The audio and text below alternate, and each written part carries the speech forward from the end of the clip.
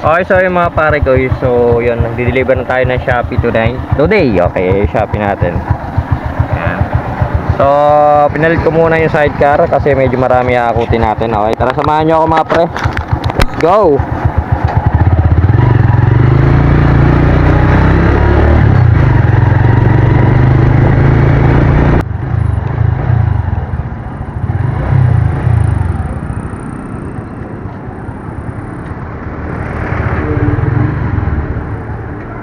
Grade ko lang dyan.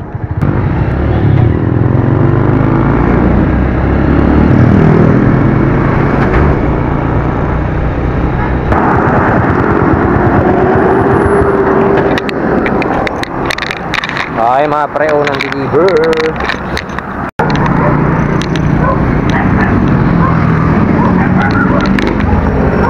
Tao po.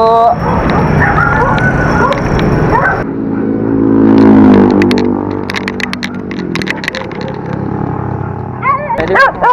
Baka lalay lang po. Lalang. Isa lang ko lang po. Pagana lang po. Okay naman. Thank you. First deliver natin to mga pre. So ito pa, marami pa yan. Samayan na tayo mga pare ko. Let's go. Okay, let's go mga pre. Papasok tayo ng subdivision ng Amaya. Let's go. Goods. Go!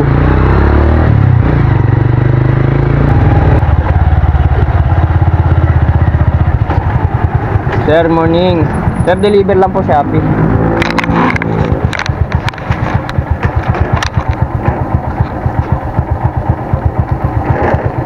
Shopee.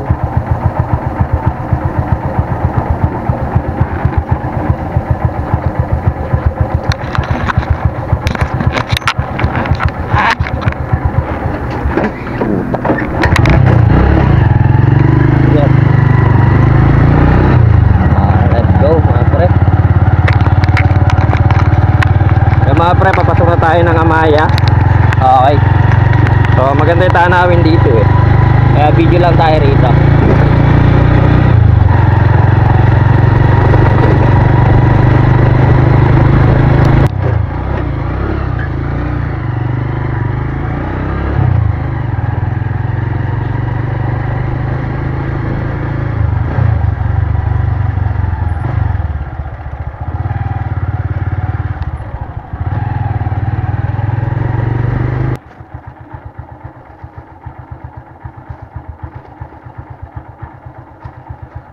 Kay Ma'am Patricia po.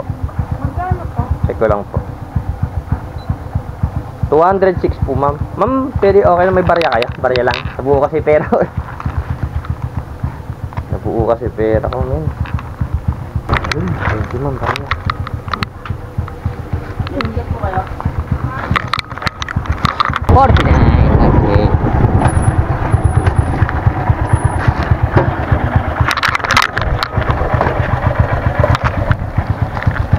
Eh, Ma'am Janet po. Magkano po? Check ko lang po, ma'am. Ay, meron.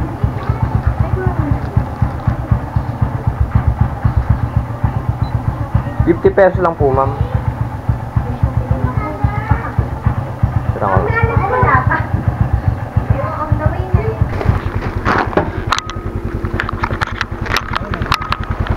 Tao po.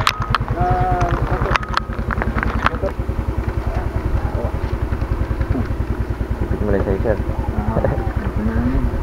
Tao po.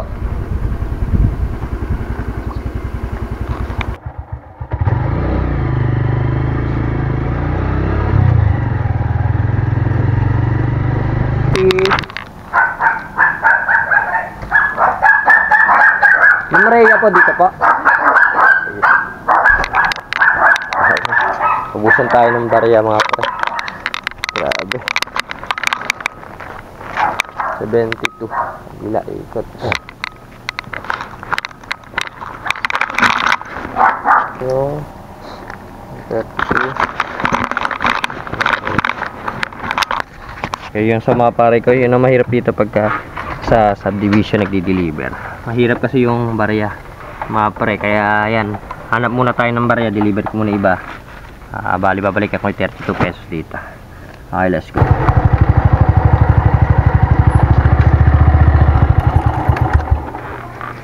Tao po. Dito po yung kay Ma'am ay G Reyes po, dito po. Shopee po. Ito lang.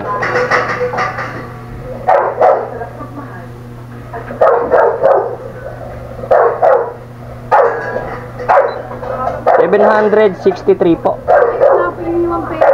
Nasa Boracay po siya. Wala kayong pwedeng pang Shopee? Ay, pang Gcash? Wala po. Wala kayong makakontakt doon? Wala. Kailan daw balik? Teka lang po. Pero ang cellphone. Tagal ko na si G.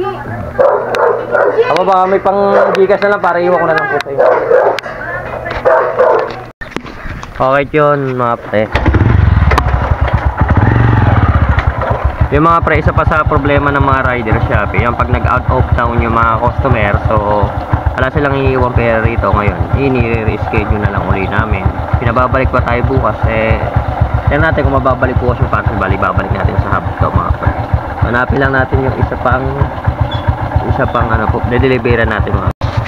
Okay, so yung mga pare ko, so yun, meron na naman tayong wala rito sa bahay at alas 5 para uwi. Yun pa isa pa sa giging problema ng mga delivery rider at ibinabalik pa namin yung items yun kasi wala silang iniiwang pera sa bahay o sa guard kahit may nakikita sila na nagiging deliver sana sila ngayon. So yun, babalikan na lang natin mamaya mga 5 daw. Sana andito pa tayo, okay? So mamaya na lang. Okay, so ayun mga pare ko, tapos na tayo dito sa Amaya mag-deliver ng Shopee parcel. So punta naman na tayo sa sa gawing Vista Mall sa Villavita, doon naman tayo magdi-deliver. Ayun pa yung mga i-deliver natin mga pare ko, yan pa. Medyo madami pa, tapos may babalik pa tayo rito. Yung isa nagpa-cancel, nasa Boracay daw. Tapos yung isa mamayang hapon pa uwi alas 5 at pumasok kalaro iniwang pera, nagari daw silang pan-Gcash.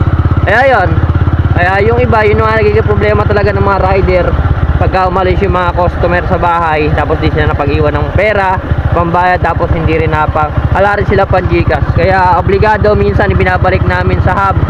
Tapos yun, binabalik namin o kaya tapos bumabalik-balik kami kasi hintayin pa namin silang bumalik, kasi meron kami performance, bawal namin maraming isole. Okay, so dito na lang muna, kaya na ulit tayo mag video. Okay, so mga pare ko, Vista Mall tayo, let's go.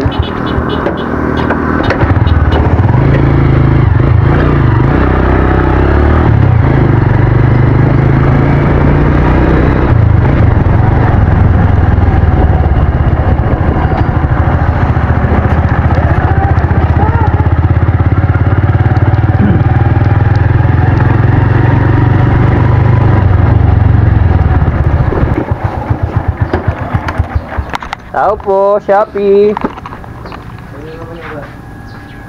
Angela Mo Aguilar po. Magkano ba? Check ko lang po.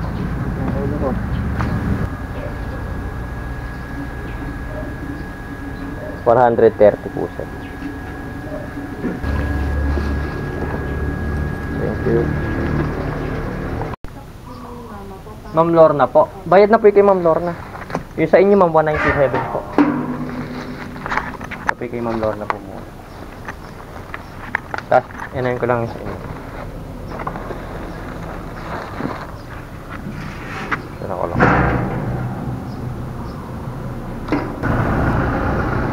Sa inyo lang po yung may bayad. 197 po.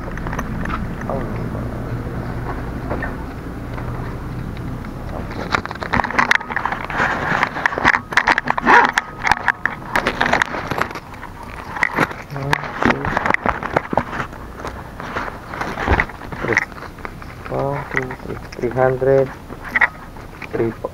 Thank you, ma'am. Tama ba? 303. Tama na.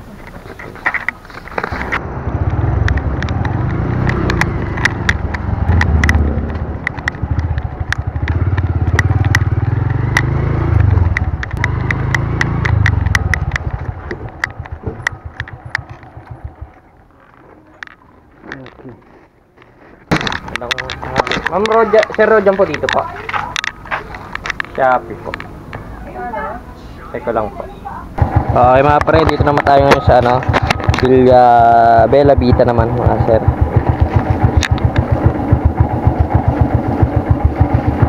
Okay, so yun, deliver na tayo rito. Take muna tayo. Go!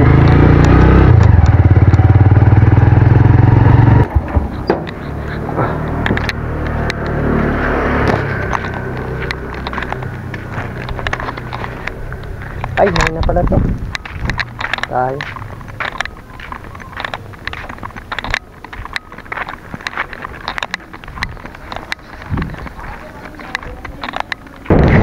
Okay, so ayun mga pare koy. So balik tayo ni na Maya. Last na to, i-deliver ko na lang to. Pagka wala na talaga, back muna tayo sa hub at isusuri na natin to mga pre. So yung iba kasi hindi makakontak, ala dyan, report na lang natin yun para makauwi na tayo. So yung gano'ng kahirap yung mga sitwasyon ngayon sa mga delivery rider, lalo na yung ibang mga customer, kahit na alam na darating yung deliver nila tapos hindi sila mag-iiwan ng pera ng pambayad.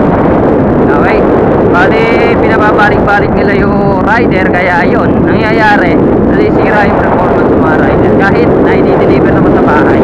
Okay, nadadala naman sa bahay pero hindi lang nakakuha ng customer. Okay, so mamaya na lang mga pre.